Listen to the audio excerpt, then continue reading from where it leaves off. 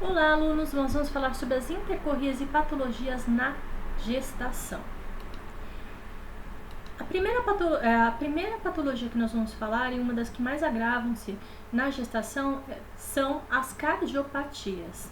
Entre as cardiopatias que nós podemos encontrar, nós temos as cardiopatias de origem reumática, como por exemplo endocardite infecciosa, vasculites de origem reumática e também os defeitos cardíacos congênitos maternos. Bom, uma coisa que é importante a gente relembrar é que na própria gravidez em si já ocorre o quê? Já ocorre uma alteração fisiológica no sistema cardiovascular. Portanto, o sistema cardiovascular ele já fica alterado no que se refere à gravidez. Portanto, quando nós temos uma cardiopatia, o que ocorre? Ocorre o agravamento desses sinais e sintomas que iriam acontecer numa gravidez normal. Entre elas, uma das alterações que nós temos é o quê? Lembre-se que neste momento a mulher ela tem que suprir também as necessidades do feto e também as necessidades placentárias. Portanto, neste caso em específico, o que acontece? A volemia materna ela aumenta. E se a volemia aumenta, o que acontece? O fluxo sanguíneo ele aumenta. Portanto, ele vai dar origem a sopros funcionais. Por quê? À medida que você tem um aumento do fluxo sanguíneo e um aumento do volume sanguíneo, você também tem o quê? Um aumento também da velocidade de passagem do sangue através do coração. E é isso que leva também o quê? A um sopro. Só que neste caso são sopros funcionais, ou seja, são sopros, no caso da alteração fisiológica, são sopros que não têm repercussão hemodinâmica grande. Outra coisa, a mulher, estando ela com um fluxo sanguíneo maior, estando ela com uma sobrecarga cardíaca, no caso fisiologicamente um pouco maior, ela também vai gerar o quê? Palpitações de taquicardia. Porque à medida que o fluxo sanguíneo ele aumenta no coração, ele também vai aumentar o quê? A velocidade de batimento do coração.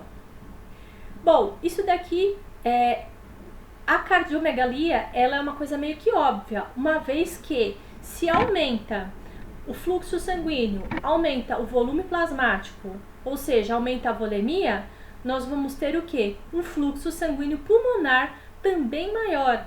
E aí vai precisar o quê? Uma demanda maior de trabalho cardíaco. Então eu vou precisar de uma força de contração maior, eu vou precisar de um aumento da frequência cardíaca para suprir esse volume extra que a mulher está gerando. Com tudo isso, é óbvio que vai gerar o quê? Um edema dos membros inferiores por conta da demanda maior do volume plasmático. E também, como todos nós já vimos nas gestantes, as gestantes elas ficam cansadas um pouco mais rápido. Por quê? Por causa do aumento da frequência respiratória. Além disso, nós temos o aumento fisiológico do diafragma, ou seja, a elevação fisiológica do diafragma. Por quê? Porque o feto ele cresce e com isso, o que acontece com as vísceras abdominais? Elas acabam subindo e elevando esse diafragma. Bom, quando nós temos geralmente as gestantes cardiopatas, dependendo do tipo de cardiopatia, o que ocorre? Pode ocorrer uma descompensação dessa cardiopatia, podendo levar essa mulher a precisar do quê? De uma hospitalização para não haver um agravamento dessas alterações fisiológicas e logo uma consequência hemodinâmica e uma consequência para o feto. É importante a realização do exame físico e da anamnese para estabelecer o diagnóstico e o prognóstico dessas lesões cardíacas. Normalmente nós fazemos o exame físico e a anamnese, mas quem determina isso é o médico. Também temos que observar os sinais de congestão venosa, principalmente no que se fala relacionado ao aumento da pressão arterial pulmonar, ou seja, uma hipertensão pulmonar, principalmente quando ocorre a progressão da gravidez entre a 20ª e a 30ª semana. Toda vez que eu tenho um paciente que ele é cardiopata, e neste caso específico nós estamos falando das gestantes, nós temos que prevenir e tratar infecções. Por quê? À medida que eu tenho uma infecção vigente no corpo, o que ocorre? Ocorre também um aumento do trabalho cardíaco e pode levar ao quê? Uma insuficiência cardíaca congestiva. Dependendo do agravamento desses sinais e sintomas, vai se limitar também às atividades físicas. Também nós devemos observar principalmente os sinais e sintomas relacionados à insuficiência cardíaca congestiva, que seria o que? A tosse, a hemoptise, estertores, dispneia em repouso, sopro diastólico, principalmente o mitral, e a taquicardia, que aumenta com a atividade. Então nós temos que estar alertas aos sinais e sintomas de insuficiência cardíaca congestiva, que pode levar a um edema agudo de pulmão. E também realizar as medicações conforme a prescrição médica, que isso nós já teríamos que fazer normalmente. Porém, quando está na vigência do trabalho de parto, também existem algumas alterações, que é o quê? O aumento da frequência cardíaca devido à contração. E com a contração nós temos o quê? Um aumento do fluxo sanguíneo, e a taquicardia persiste durante todo o parto. Além disso, durante o parto, durante as primeiras 24 horas, geralmente, isso eu tô falando na parte fisiológica, tá? A pressão a pressão sanguínea, ela se mantém um pouco mais elevada do que o normal. E nas cardiopatas nós temos que fazer um controle rigoroso dessa pressão arterial. E também lembrar que aumenta o consumo de oxigênio, ou seja, aumenta não só o consumo de oxigênio, como o trabalho cardíaco durante as contrações devido ao esforço realizado. Bom, as condutas durante o parto são as condutas comuns, que seria a avaliação do trabalho de parto, a avaliação da evolução desse trabalho de parto, que seria principalmente a verificação do BTF, que é o batimento cardiofetal, da dilatação. Algumas vezes é necessário que esse parto não seja o parto normal, devido ao esforço que essa mulher faz. Também temos que observar complicações, principalmente cardíacas, não somente as cardíacas, mas as obstétricas também. Uma coisa que é importante para melhorar o retorno venoso, nós vamos manter essa mulher na posição semi-Fowler, ou seja, com o decúbito elevado a 45 graus, porque assim diminui o esforço respiratório e melhora a expansibilidade pulmonar. Uma coisa meio óbvia, que é o controle dos sinais vitais, controle de medicações como analgésicos, alívio da dor, e a oxigenação tem que se manter muito boa. Além disso, nós temos também a observação também dessa mulher no pós-parto, que seriam observar as complicações que eu já falei relacionadas à insuficiência cardíaca congestiva, devido à queda súbita da pressão intraabdominal. Por que isso ocorre? Ocorre exatamente porque o abdômen ele estava mais tenso, ele estava maior devido à presença do feto, e subitamente esse feto, placenta e anexos ovulares, eles foram o quê? Foram retirados. Além disso, é extremamente importante encorajar essa mulher para ela fazer uma deambulação precoce para evitar a trombose. Lembrando que isso é um cuidado de enfermagem que nós temos com qualquer gestante. Além disso, ajudar essa puérpera nesse momento a reconhecer as suas limitações. Por quê?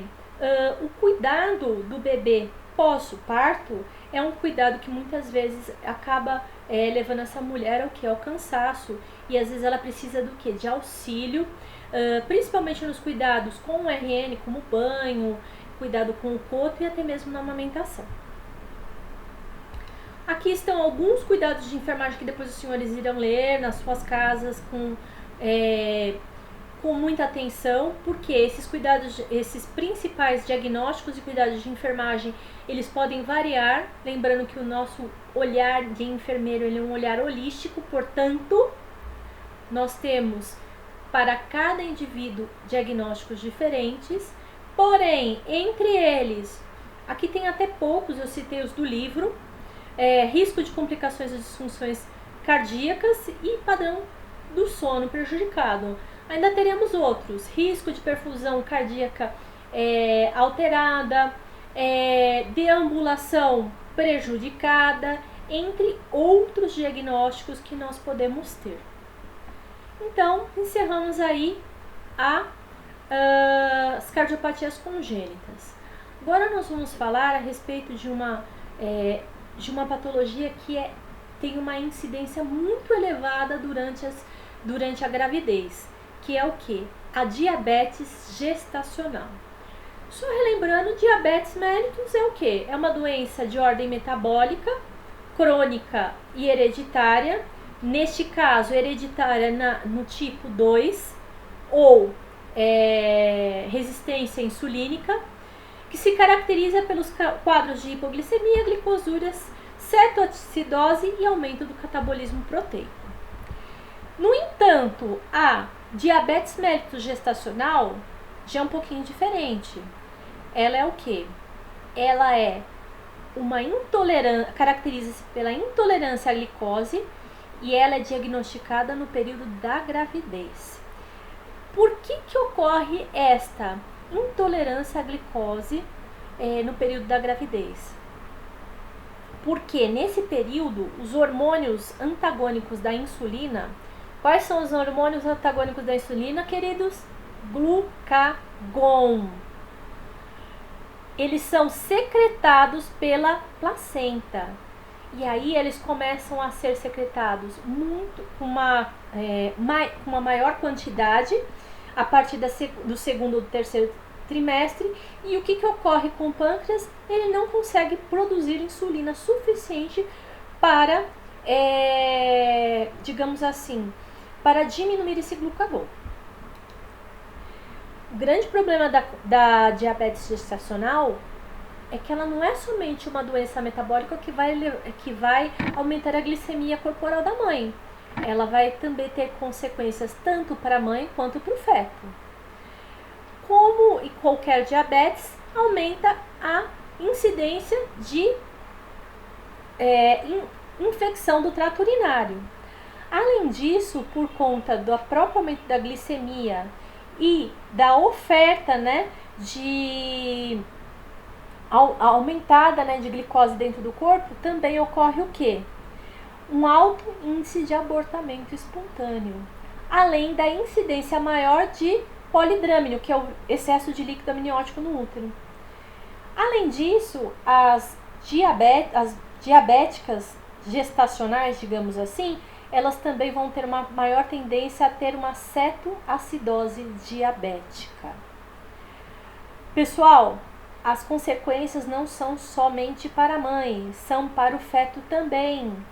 E uma coisa que frise-se, quando a mulher tem diabetes durante a gestação, ela aumenta a incidência de malformação congênita.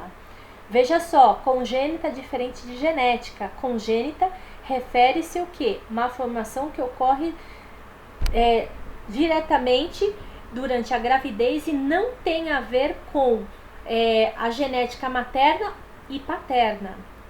Além disso, geralmente os bebês que nascem filhos de mãe diabética, eles têm o quê? Maior morbidades neonatais, principalmente a hipoglicemia neonatal. Por quê? Dentro do útero ele tinha uma oferta muito grande do quê? De glicose e, portanto, quando ele nasce, ele não tem essa oferta, que aí é ele quem produz, grande de glicose, e ele acaba levando a uma hipoglicemia. Até mesmo pela incidência do polidrâmino materno, acaba predispondo esse feto a complicações respiratórias. E também há uma maior incidência de sofrimento fetal durante o parto. Ou seja, diabetes gestacional é muito ruim, principalmente para o feto. Como eu já havia falado, há uma incidência maior de morte fetal.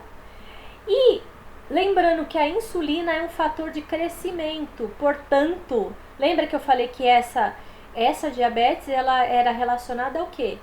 A insulina ela era fabricada em grande quantidade, porém não dava conta do nível de glicose que tinha dentro do corpo. Portanto, pelo alto índice de insulina, e ela é um fator de crescimento, acaba havendo o quê? Um aumento do tamanho do bebê, o que a gente fala que é o bebê gigante para a idade gestacional, ou grande para a idade gestacional.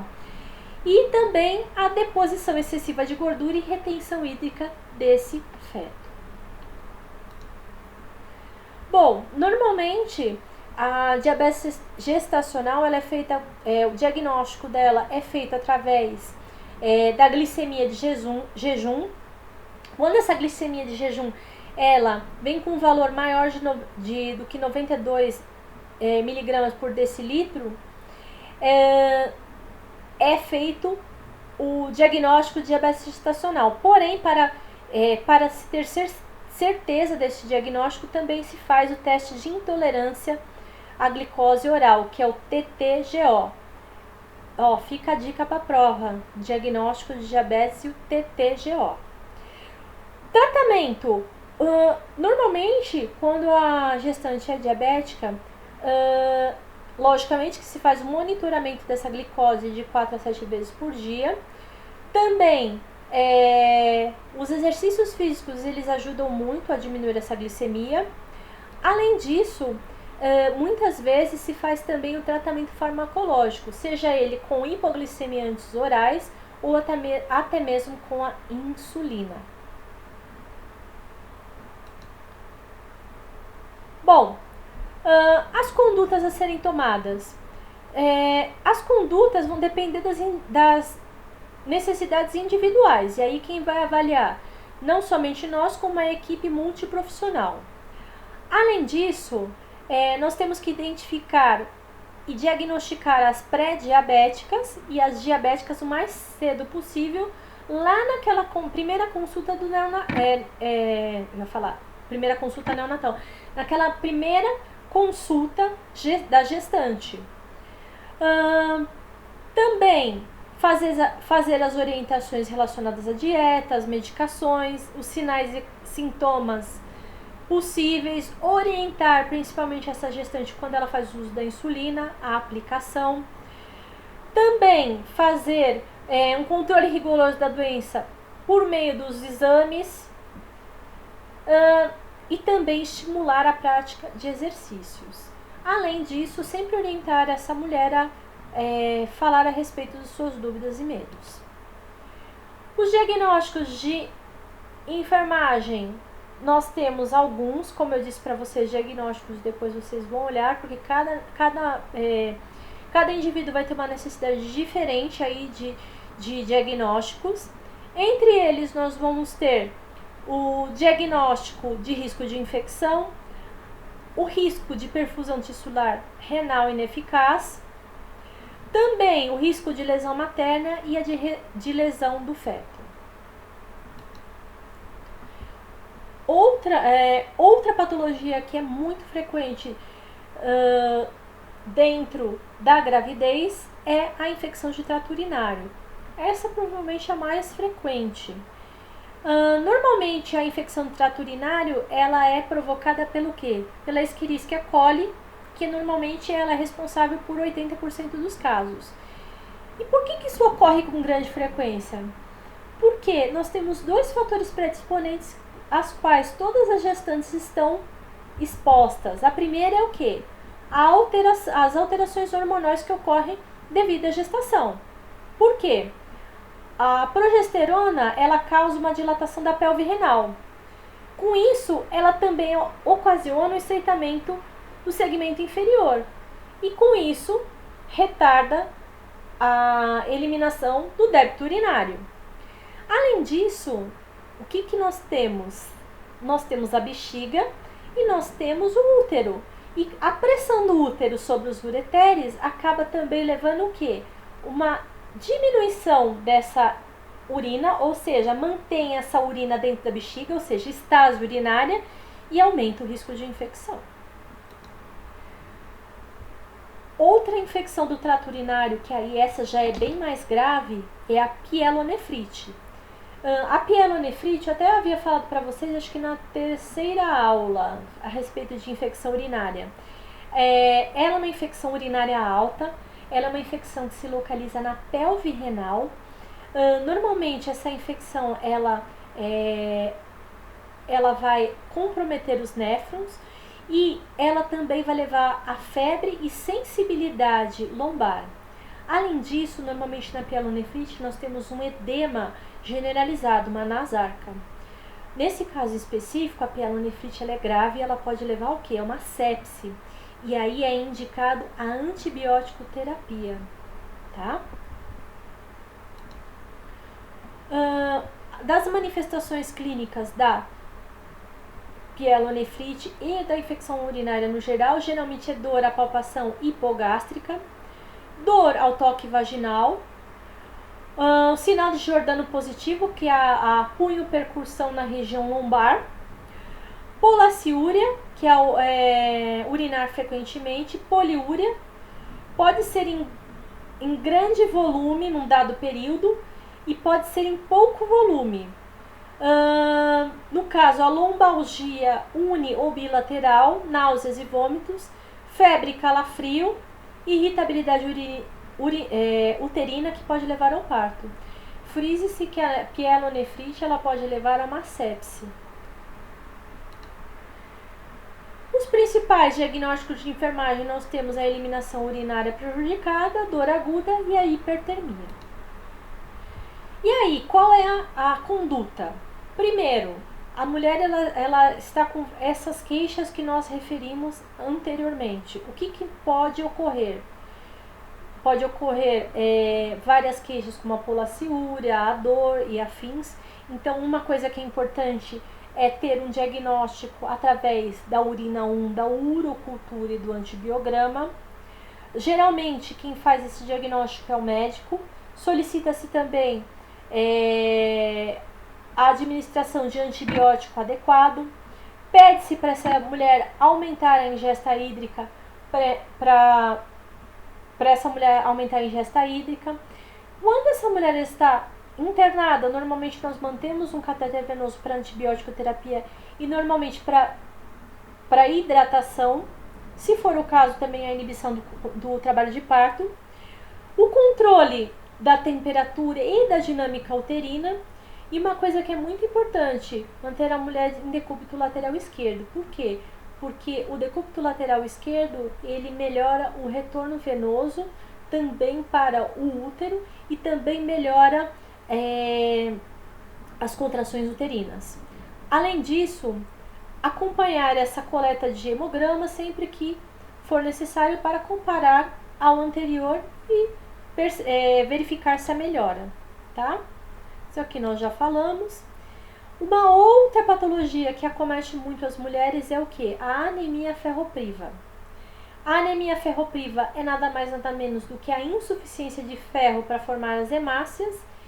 E a anemia ferropriva, ela tem alguns fatores predisponentes. Entre elas, a dieta inadequada, parasitoses intestinais que vão provocar sangramentos intestinais também, a multiparidade, a menstruação abundante e um intervalo pequeno entre os partos. Por quê?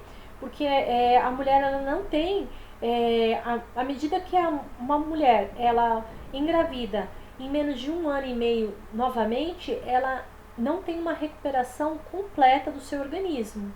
A dieta inadequada, principalmente quando ela não tem ferro na sua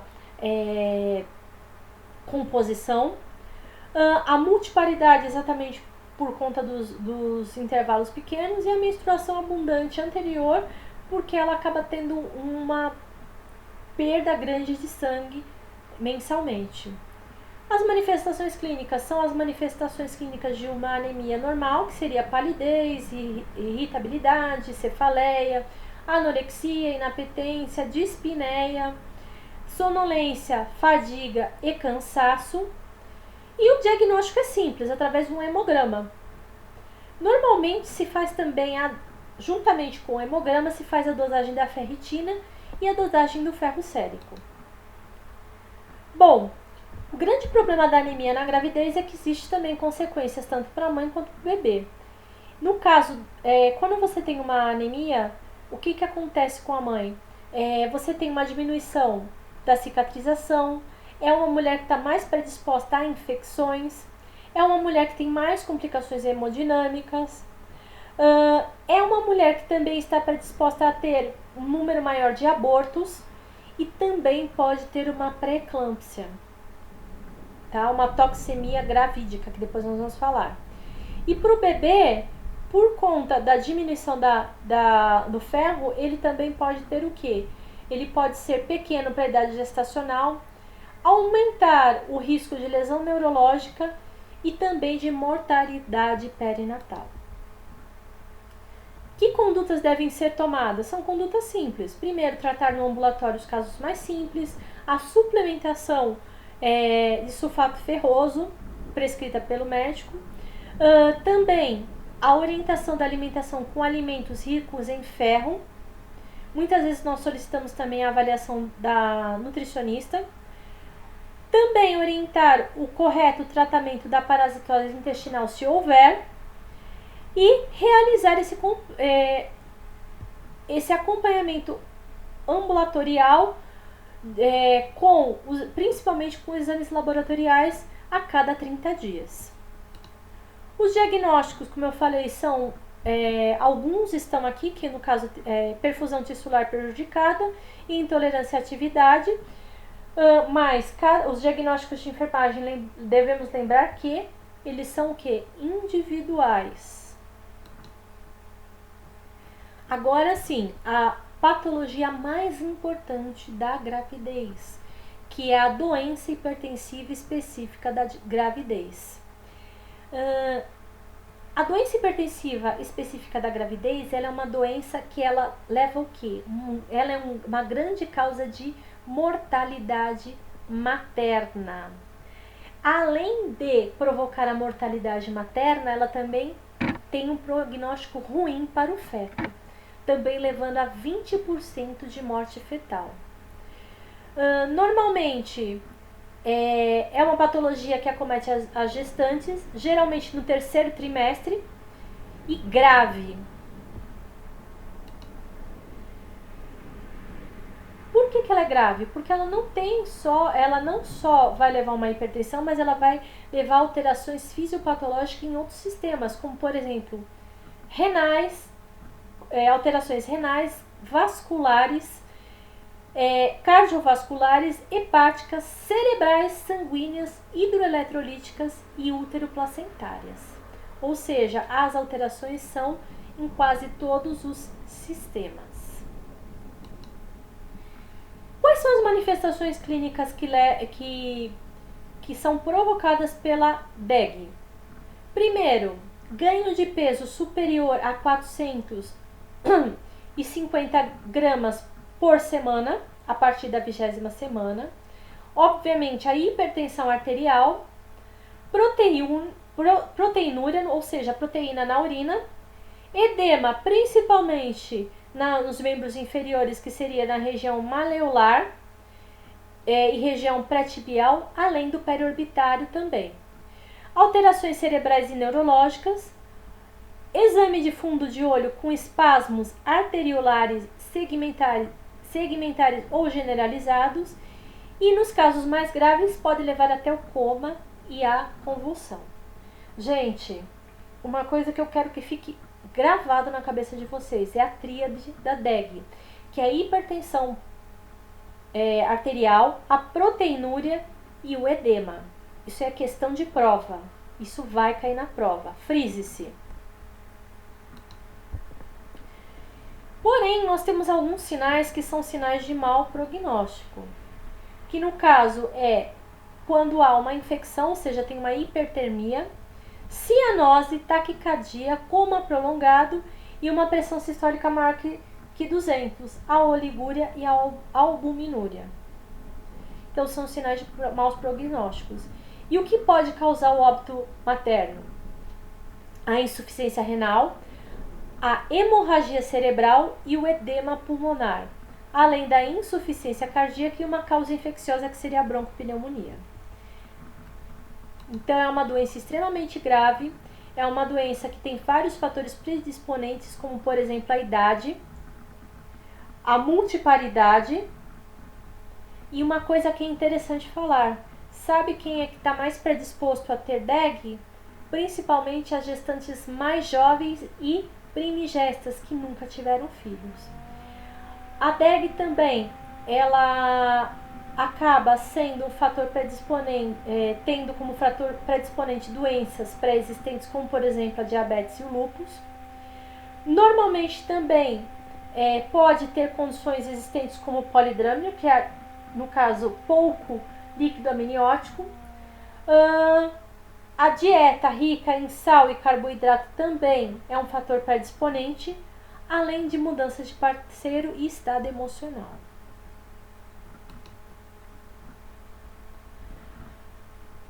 Tem um autor que é o Morton que ele fala para nós a respeito da classificação da DEG.